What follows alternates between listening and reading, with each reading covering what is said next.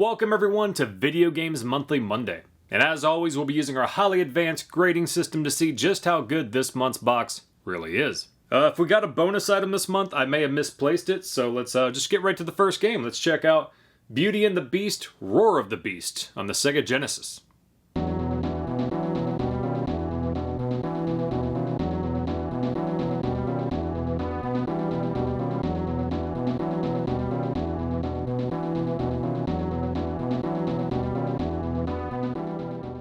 I'm sure this is fantastic, right?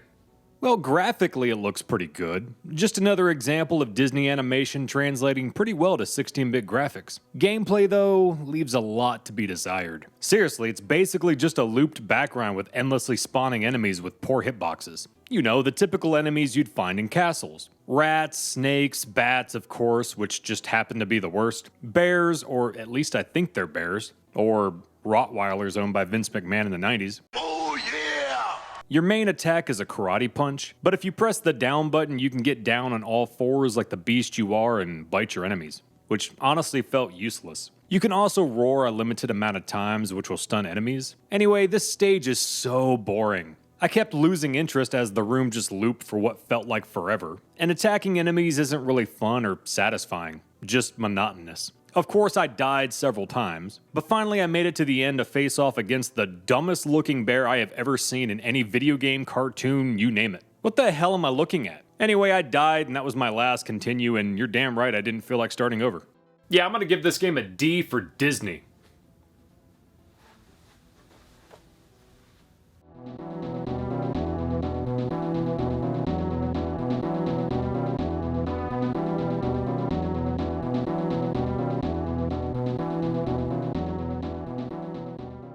Next up, we got Speedy Gonzalez on the Super Nintendo.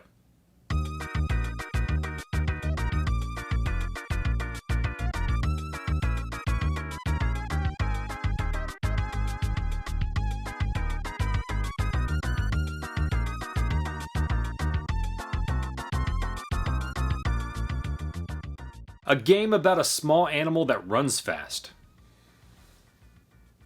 I can't believe they would blatantly rip off Sonic the Hedgehog. I'm sorry, what? You're trying to say Speedy Gonzalez was first? Sonic the Hedgehog was released on the Sega Genesis in 1991. This game came out in 1995. Yeah, those are just the facts. All joking aside, this could have been just a Sonic clone and I would have been okay with it. There's some similarities, but the levels are based around exploration a bit more than Sonic. The graphics are bright and colorful. I do like the background here on stage 1. However, less than 2 minutes in, I apparently glitched the game. I got stuck on this wall here and I couldn't turn around. Eventually though, while I was taking notes for this video, it kinda fixed itself. I guess it knew I was talking bad about it. Anyway, you can also use a kick attack to dispose of your enemies. Aside from just making your way to the end of the level, there's also imprisoned mice you can free for additional points. Apparently they act as checkpoints as well. Thankfully though, you don't have to find them all to complete the stage. The controls are okay. A bit loose maybe, but playable. There's also a timer, but there are clocks you can collect to extend your time. Like other similar games, there's items that will bounce you to reach higher places. However, I feel like a mousetrap is a poor choice. I get it, but still seems kinda messed up. To be honest, I didn't really hate this game, so I'm gonna give it a B.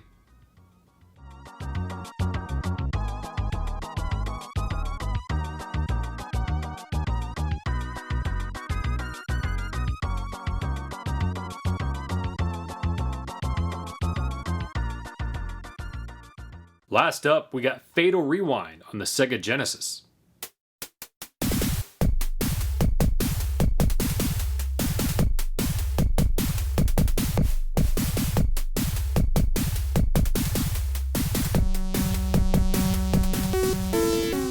This game was not what I was expecting.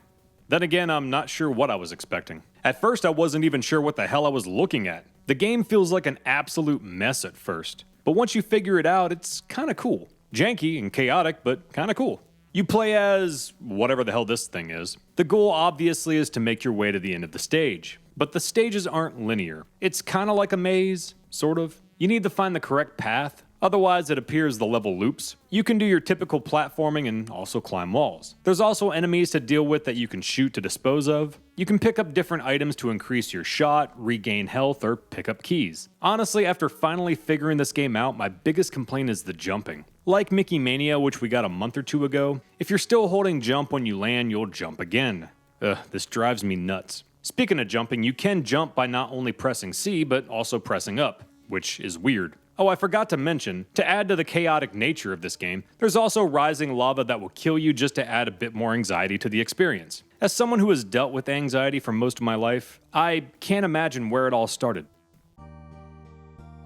You know, Doc, I feel like anxiety has always been a part of my life, but just as of lately, it's gotten worse. I'm sorry to hear that. Have there been any changes in your life recently? Not really. I mean, same old, music, hanging out, playing retro video games. Retro video games, did you say? Yeah, I'm kind of a collector. If you don't mind my asking, what exactly are you playing currently?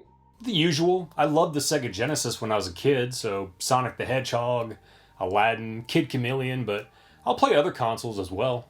Well, video game use has been correlated to high levels of anxiety, increased blood pressure, insomnia, a general sense of self-loathing, and even premature ejaculations. You don't think there's maybe some kind of connection going on there, James? No. No, I always get stuck here. I'm gonna drown. Fuck! Well, this is a nice dresser. What is this, IKEA? Come a chameleon. Ah! Run, you dollar store Arthur Fonzarelli! I think we're done here. Even with the jankiness and the overall chaos, I kind of like this game. I'm gonna give it a B.